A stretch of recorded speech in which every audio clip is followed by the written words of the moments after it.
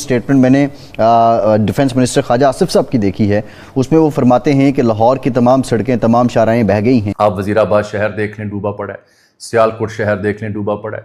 सियालकोट से ऑनवर्ड जो तबाही है वो नाकाबिले बयान। क्या हमें भारत से ये तवक्को थी कि भारत पानी नहीं छोड़ेगा?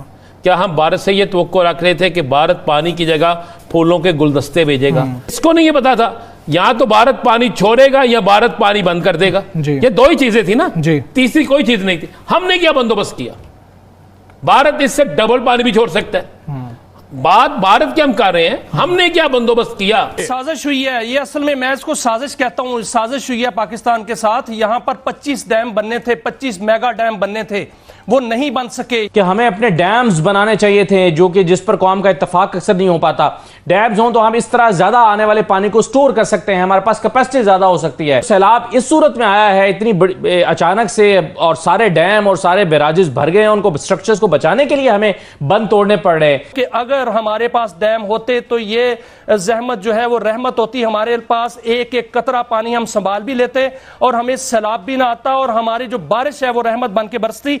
क्योंकि पाकिस्तान के अंदर इस वक्त का हिस्सा समंदर में हमने 1 करोड़ 19 लाख एकड़ फीट पानी जो है वो जाया कर दिया है। दरियाए रावी में जसड़ के मकाम पर 1955 और शादरा के मकाम पर 1988 के बाद पहली बार इतना पानी आया है। पानी की वजह से पंजाब के कई देहात और खड़ी फसलें डूब गई हैं। सोचा है इसके बाद किस तरह निपटेंगे?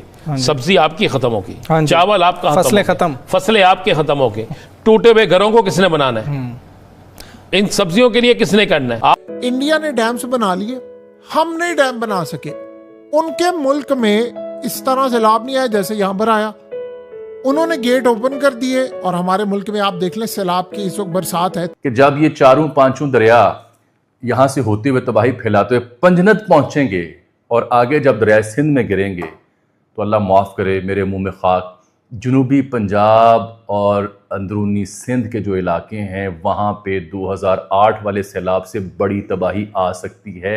ये है असल खदशा जो माहिरीन एंटिसिपेट कर रहे हैं। हाल ये है कि पानी जो है वो गले को आने को तैयार है। हालात ये है कि लोगों के लिए कहा जा रहा है कि घरों में बैठें, और आप छोटे छोटे बच्चों के साथ यहाँ पे पिकनिक मनाने आए हैं। असल ये बात पता क्या है कि ये पाकिस्तानी हमारी वहाँ में ना ये खतरों की खिलाड़ी है। जब भी खतरा होता है ना जिधर उधर, तो ये जल्दबाजी करते हैं कि हमने कूदना ही कूदना है।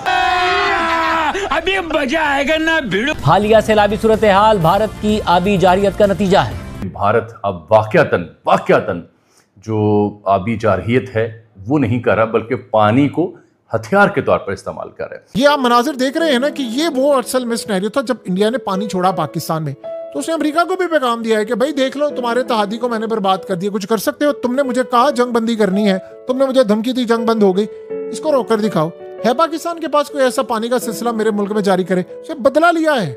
और मजे की बात यह कि उन्होंने बता कर ही किया जी सैलाब आ रहा है, फलाना आ रहा है। जाहिर सी बात है यहाँ पर तो डोनाल्ड ट्रंप भी बेबस है और पूरी दुनिया बेबस है। हम क्या कर सकते हैं? पानी वहां से आ गया है। देखें, अरबों डॉलर का नुकसान सैलाब पहुंचा रहा है। दूसरी तरफ जो सैलाब का पानी है वो नुकसान पहुंचाकर समंदर में चला जाता है। वो अरबों डॉलर का हमारा नुकसान है कि कहीं पानी स्टोर हो जाता, पानी डैम होते, इनको, इन जालिमों को, इन बेशर्मों को। जो पाकिस्तान में सैलाब की सूरत हाल पंजाब में है, इसका इंडिया जिम्मेदार है? जी देखिए, ये बहुत ही मैं I try to stay as a climate expert, but आप देखें कि जो इस वक्त बारिशें हुई हैं वो सिर्फ पाकिस्तान में ज़्यादा बारिशें कैपेसिटी से नहीं हुई हैं, बल्कि इंडिया में भी हुई हैं। और सिंतास माहिदा के तहत उन्होंने हमें इन्फॉर्म किया था पानी खोलने से पहले। तो ये गवर्नमेंट की मुझे लगता है कि थोड़ी नेग्लिजेंस भी है कि आप जो है वो टैकल नहीं कर पा रहे हैं, तो आप जो है वो पड़ोसी मुल्क के ऊपर ज़्यादा डालने की कोशिश कर रहे हैं, क्योंकि इस दफ़ा तो उन्हें आपको इन्फॉर्म भी किया है। अगर इन्फॉर्म ना करते तो डेफिनेटली ये क्रिटिसिज्म। लेकिन एक चीज जो भी मैं ऐसा इकबाल साहब के स्टेटमेंट का जिक्र कर रहा था, वो कह रहे हैं कि जी ये तो एक हथियार के तौर पर इंडिया इस्तेमाल कर रहा है, दानिस्ता तौर पे, ताकि पाकिस्तान में नुकसान हो। दोस्तों, स्वागत है आपका नए वीडियो में। दोस्तों, पहलगाम में जब हमला हुआ था तो भारत ने पाकिस्तान का पानी रोक दिया था। तो ये पाकिस्तानी और उनके प्रधानमंत्री और वो मुल्ला मुनीर चिल्ला रहे थे कि भारत इंडस वाटर ट्रीटी को नहीं रोक सकता, और अगर उन्होंने हमारा पानी रोका तो हम ये कर देंगे, हम वो कर देंगे। लेकिन इनसे कुछ होता नहीं है, ये सिर्फ मुँह चलाने लायक ही। अभी दोस्तों नई खबर ये आई है कि भारत ने चिनाब और रावी नदी में बहुत सारा पानी छोड़ दिया है। हालांकि भारत ने पाकिस्तान को बताया था कि हमारे यहाँ बाढ़ जैसे हालात हैं और उसके बाद ही भारत ने पानी छोड़ा है। अब पाकिस्तान में बाढ़ जैसे पूरे हालात बन गए हैं, लाहौर में पानी घुस गया है हर जगह। तो अब ये हाय तौबा मचा रहे हैं कि भारत ने ये क्या किया, भारत ने पानी छोड़ दिया। पहले तो भारत हमें पानी देता नहीं था, अभी एकदम से इन्होंने पानी छोड़ दिया हमें मारने के लिए, हमें डुबाने के लिए। अब ये हाय तौबा मचा। दोस्तों वीडियो को पूरा देखिएगा, पसंद आता है तो चैनल को सब्सक्राइब जरूर करिए।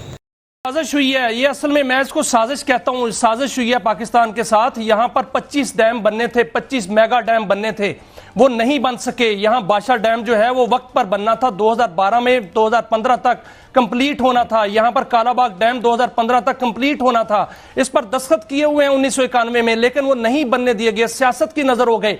अगर वो बन जाते तो आज बिजली की कीमत 3 रुपए 85 पैसे होती। आज वापडा का टैरिफ उठा के देख लें, आज जो है वो 3 रुपए 85 पैसे है, वो बिजली की कीमत होती। और हमारे पास जो पानी होता वो 3 करोड़ एकड़ फीट पानी ज्यादा से ज़खायर जो है हमारे पास होते। आज हम ये ना रो रहे होते कि आज जो है वो 60% 70% आबादी जो है वो डूब चुकी है।